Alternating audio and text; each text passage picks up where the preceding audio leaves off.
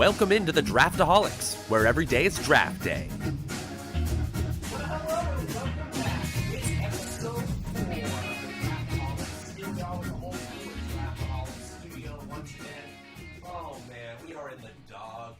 Sure are, buddy. The best ball drafts are heating up. I'm basically growing my best ball beard. We won't shave until all the best ball drafts are done, until all the League of Records have been drafted. Our big draft is coming this weekend.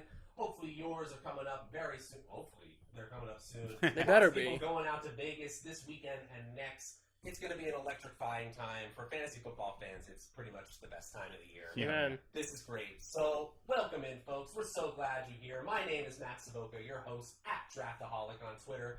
To my right today, in a new seat, that's George Sloten. And this is my seat forever, hopefully, at George Sloten. Glad to be here. Glad to be behind Antonio Brown. And glad to be really in the middle of everything. I'm William Spinato, at W Spinato on Twitter. 2 N's, 1 T. Oh, that's his thing. We got to get you on Wheel of Fortune. Yeah. We really do. Yeah. Those consonant. And guys, it's a great time of year. As we said, it's draft season, big time. Do you have any rituals for this question of the hour? Think about it for a second. Do you have any rituals or pre-draft preparation that you rely on to get yourself in the zone? It's not quite an athletic event. It's not quite a test like back in school. It's somewhere in between. There's always heavy breathing, there's exertion, so yeah. it's a lot. You always want a pizza afterwards. Yeah, right. Yeah. So, William, what's your preparation like? I'm the strategy guy, so, it's not necessarily in the pre-draft prep. It's more of the mindset throughout the draft that, when you're with all your buds, when you're at, fantasy football, Christmas, your draft, you're going to want to hang out. You're going to want to have, maybe a beer, maybe 12. Get by. Yeah, exactly. So my strategy has been... like the late round QB strategy, the late round intoxication strategy. When you go to reach for that beer, just wait till you get a few more skill position players, and then maybe have a sip of your favorite, your Sierra Nevada, your whichever really strong beer you're going to get to make your night awesome. I would definitely advocate that as well. Don't drink in draft, folks. It can be very dangerous, although it is not illegal in all 50 states. We can't say that your team will be the highest and most likely to win at the end of the That's true. And speaking of late round, I'm all about the early round intoxication for my league mates. Got 'em. Yeah, I'm all about getting them drunk. I'm all about finding out what they're allergic to. Anything, yeah, Mr. George Gamesmanship Sloten here. I do anything to really to put them off of their game. If there's some music they don't like, I'm blasting it. If there's a girlfriend or an ex-girlfriend they're having trouble with, I'm talking about her. You know it. Inviting her. She's there. She's there. She's Skyping in. I am 100% doing all of that, and it's worked like a charm. It's incredible. It's incredible. Matt, anything you do? Yeah, well, I was going to go positive and say I visualize what the first round Oh, is. come on, Matt. I know. Man. It sounds so zen now. You guys are bringing in not drinking, getting everyone else to be drinking. For me, it's all about trying to write down what happens in the first and second round. I play a little game with myself where I try to figure out, do I really know my league mates as well as I do? Do you?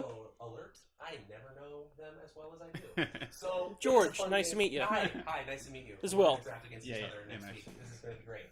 So, what I say is to get out of your own head, to not make a last-minute decision, as I have done in the past and regretted.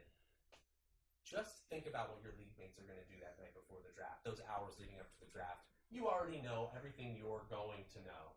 Enjoy the ride, figure out what they're going to do, and get that value all the way through. All right, folks, I know William's been hard at work on that 10 draft challenge. We are going to be checking in, actually, with all of our player exposures as we get into the final week of the preseason. But for now, we've got another best ball draft lined up with a new twist. You'll see right after the break. Okay, folks, it's draft time. We are doing another draft from the draft guide, but the seating arrangement is the only switch up this time around. We are drafting against each other. We are 3 of the 12 teams in a draft today. Same scoring as last time at PPR. 1 quarterback, 2 running backs, 3 wide receivers, flex, a tight end, and 10 bench spots. Of course, pick your best line every week. So, folks, remember you can find all of our draft boards and all of our extra content, some of the draft. You can actually listen to the live recordings of us deciding which pick and what we're talking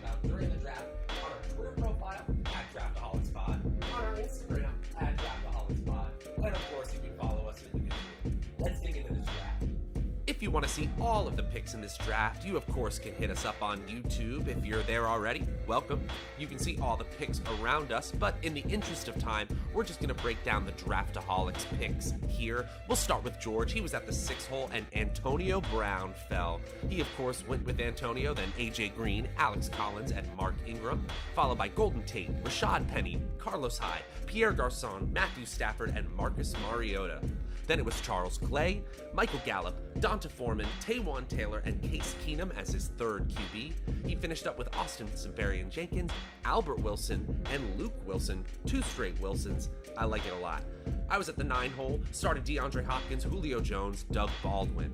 Then it was Kenyon Drake, Rex Burkhead, and Jamal Williams to shore up the running back position, followed by Mr. Cam Newton in the 7th round. Robert Woods, Duke Johnson, Jack Doyle, Devontae Booker, Theo Riddick made up the middle rounds, and then I finished up with Josh Doxson, Derek Carr, Rob Kelly, Cortland Sutton, Hayden Hurst, and Ricky Seals-Jones. And finally, from the 12th spot, it was William who started out Odell Beckham Jr., Keenan Allen. I like it a lot. Then it was Royce Freeman, Adam Thielen, Sony Michel, Corey Davis, Isaiah Crowell.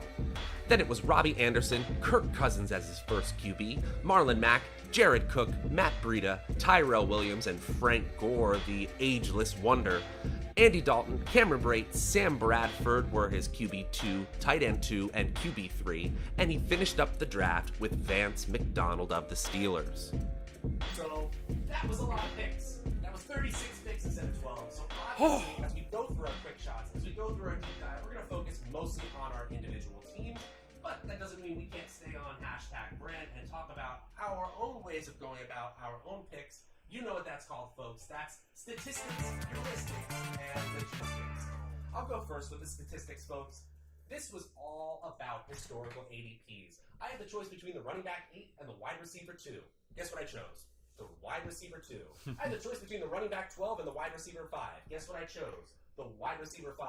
I had the choice between the running back 20 and the wide receiver 13. Guess what I chose? The wide receiver 13.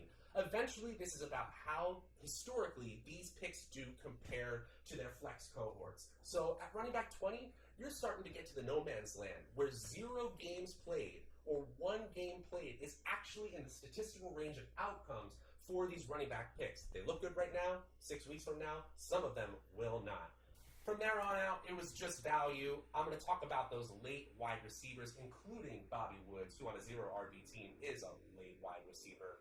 But I won't brag about, I won't brag too much, I'll say. But we did throw this into Football Guys, Rate My Team, and guess who had the best percentage of the 3 of us to make the playoffs, or to finish in the top 4 in this case?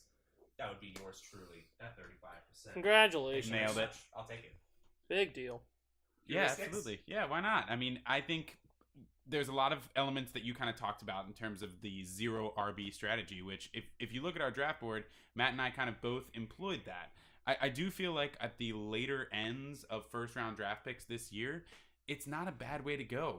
The reason a lot of these running backs are going off the board in the first round, and as we're seeing in mock drafts and the play drafts that I've done, running backs are disappearing really quickly. So Matt points out you're looking at one of the top wide receivers available versus getting a possible running back 2 who could not play any games. So in this situation, this was my second time drafting from the 12 slot.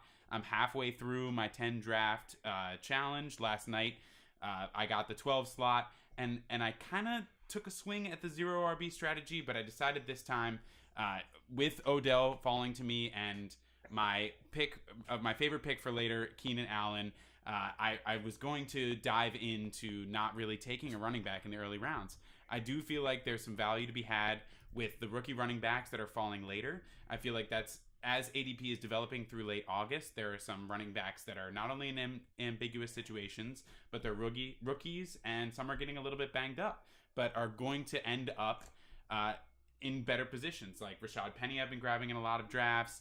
Sony Michel is available closer to the 5th or 6th round. People like Marlon Mack are falling as well. I just feel like when you have one of those later round draft picks, you can employ a 0 RB strategy this year, and I think it's really working out. The last couple of drafts that I've done, where I've leaned toward later round running backs, I've felt good about my team. So I was kind of excited to try that combination of strategies from the 12 slot this time, and I think it worked out. George, are there any stories that you maybe want to tell us about this draft? Yeah, I'd say. Just running through your team. Yeah. So I'm gonna call my team Team Geode. Aladdin's cave. It's like a crystal Grand Canyon.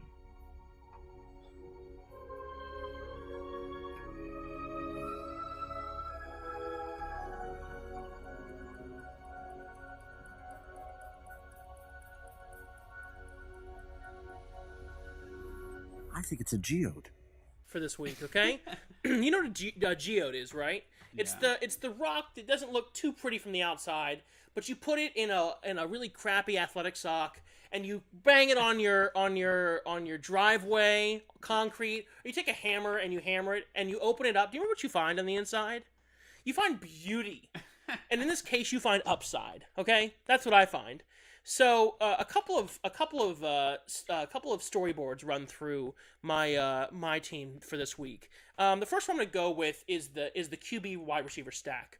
I was very fortunate to get two quarterbacks that I'm very high on this year, Matthew Stafford and Marcus Mariota, and accompanying them I have Golden Tate and Tyrod Taylor. I think a lot of my picks in this draft were names of players that have proven themselves in the past and that may find themselves in a situation where they may be fighting for the job, or at least there's someone else there that may eat into their snap percentage. And I disagree with those people. I think people are afraid of Alex Collins because of Kenneth Dixon and whoever plays that Danny Woodhead role. I think people are afraid of Golden Tate because of Marvin Jones. I think people are afraid of Rashad Penny because of Chris Carson. I think people are afraid of Carlos Hyde because of Nick Chubb and Duke Johnson. I think people are afraid of Pierre Garçon because of Marquise Goodwin. I think people are afraid of Michael Gallup because of Alan Hearns. I think people are afraid of Donta Foreman because of Lamar Miller. I think people are tired of Tyrod Taylor because of Corey Davis. Do you get the story here I'm telling you? Yeah, I think people are afraid of geodes. I don't know why they're afraid of geodes, but really, they need to be afraid of nothing. Don't judge a book or a rock By its outside cover. Yeah. Exactly. Yeah. So exactly, and within these geodes, there are also some incredibly valuable upside players that were sitting for me. Alex Collins was the 17th running back drafted in our draft. He would finish as the RB9 last year once he started from week, I think, 8 on. Golden Tate was the wide receiver 15. He was drafted as the wide receiver 24. 90-plus receptions the past 4 years, 4,000 yards over those last 4 years. He's it's just exceptional. People are afraid of, Marvin Jones. What about Kenny Golladay? No. It's a geode. Golden Tate is tried and true. He's been doing this for half a decade, guys. It's not going to change. People are afraid of Rashad Penny because of his injury. I'm not. I'm actually happy that he's not playing the preseason because people like Tyrod Taylor or Tyrod Taylor are getting hurt. And this just allows Rashad Penny to heal up and have a healthier body for the preseason to end and week 1 to start. I like all my players, okay? And that's because they're all geodes. There's a narrative in every single pick that says, how surprised would you be if they essentially did the same thing you expected them to do? Exactly. It's not hard. None of these are intellectual stretches. None of these are difficult. I love the logistics you're talking about. Yeah. I love your strategy, your heuristics, and of course, I'm a fan of my statistics. All right, folks, now it's time for that segment you know and love. It's the Draftaholics.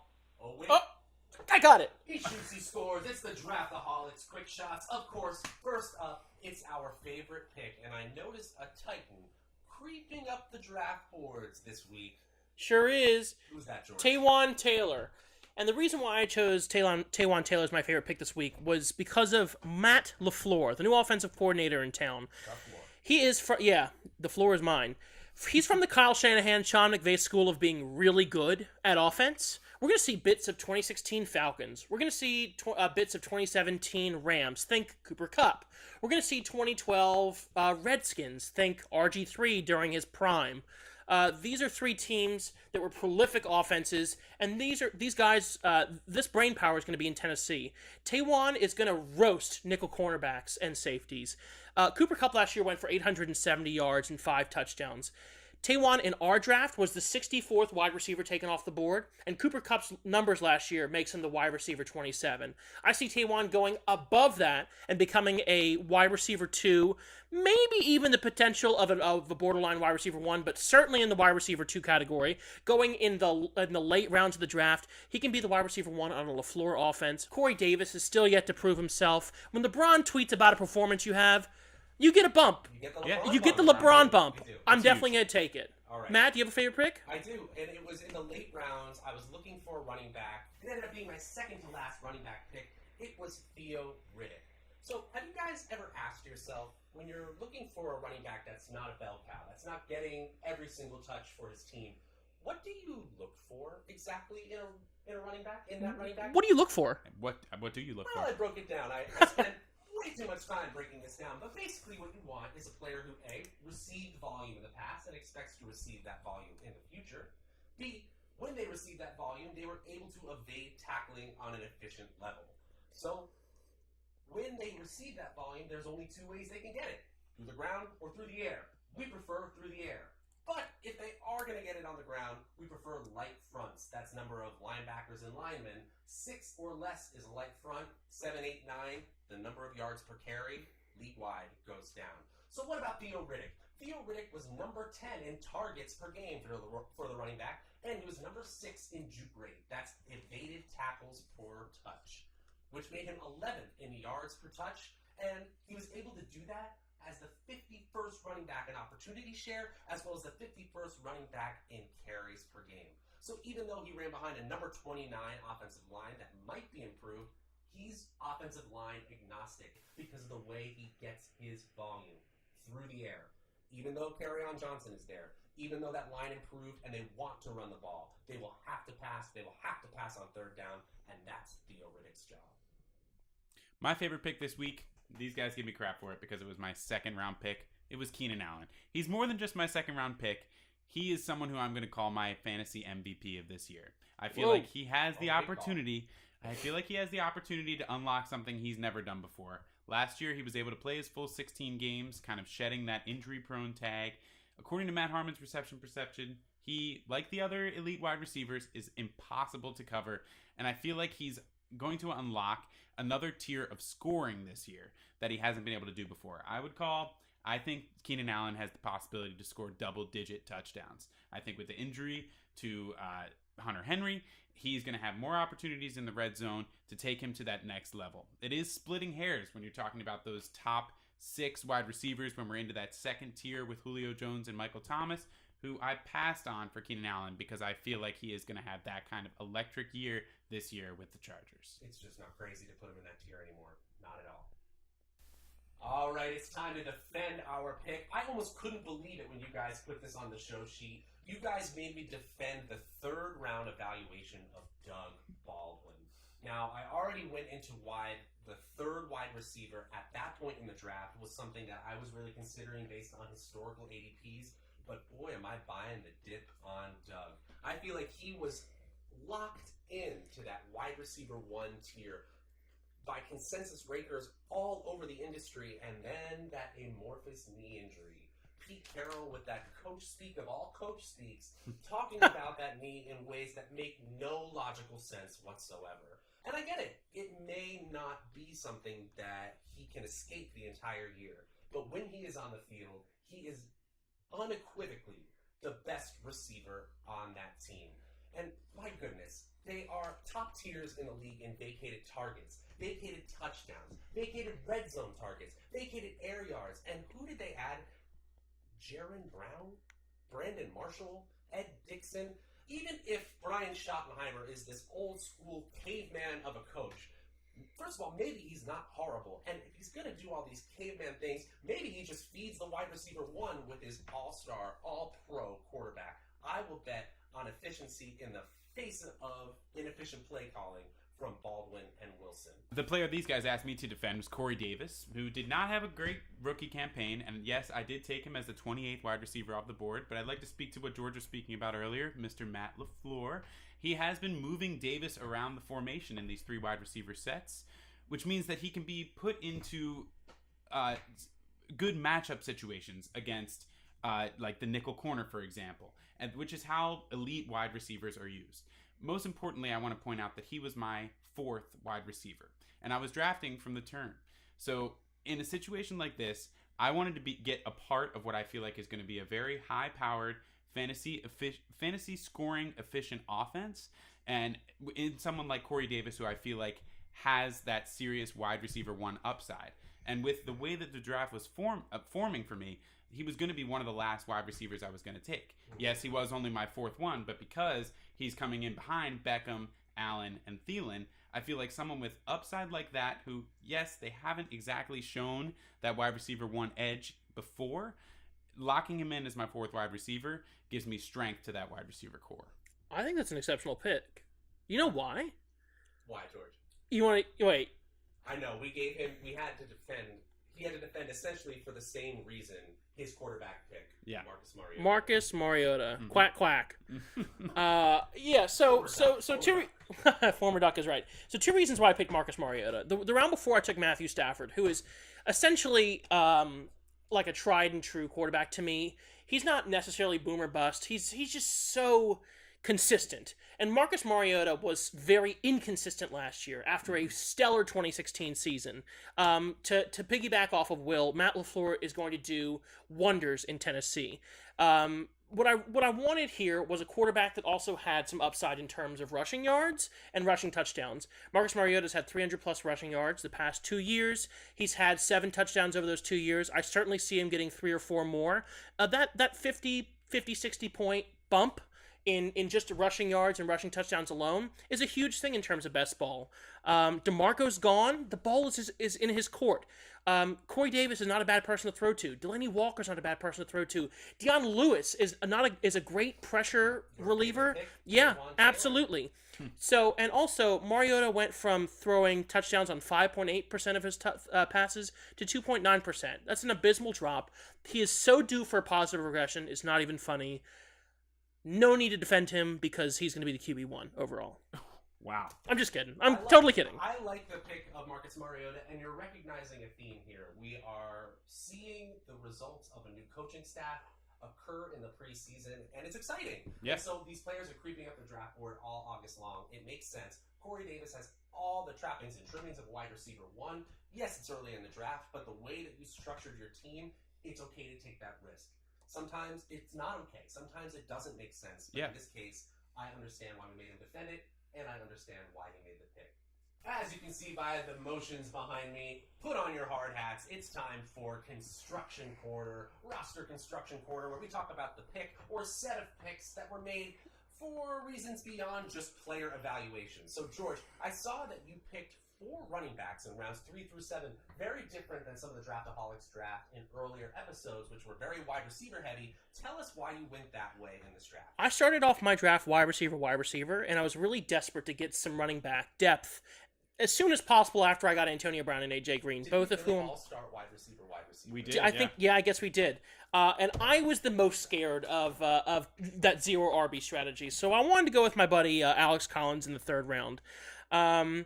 Big fan of his, 4.6 yards per carry last year. As I said early in the episode, he was the RB9 once he got control of the ball in the backfield of the Ravens. And if he's going as the RB17 in this draft, tons of upside there. The trio, also including Rashad Penny, Mark Ingram, and Carlos Hyde, all have extreme upside. Carlos Hyde was the RB11 last year. He went as the RB32 in our draft. Rashad Penny is going to be the Seattle Seahawks starting running back. Mark my words. I don't care if he's back week 1 or the week or 2 days before that. He's going to be the starter. And in regards to Mark Ingram, yes, he's going to be on a great vacation for 4 weeks. He's not sad about it. He's just going to be in Hawaii. And then guess what? He's going to come back and destroy. He had the 10th most touches in 2017, even with sharing the backfield with Alvin Kamara. And Ingram finishes the RB6. I see some extreme upside with all 4. I really needed that running back depth, especially after going wide receiver. And that's what I did. You know, we were just talking about I'm halfway through my 10 draft challenge, and I have to admit something.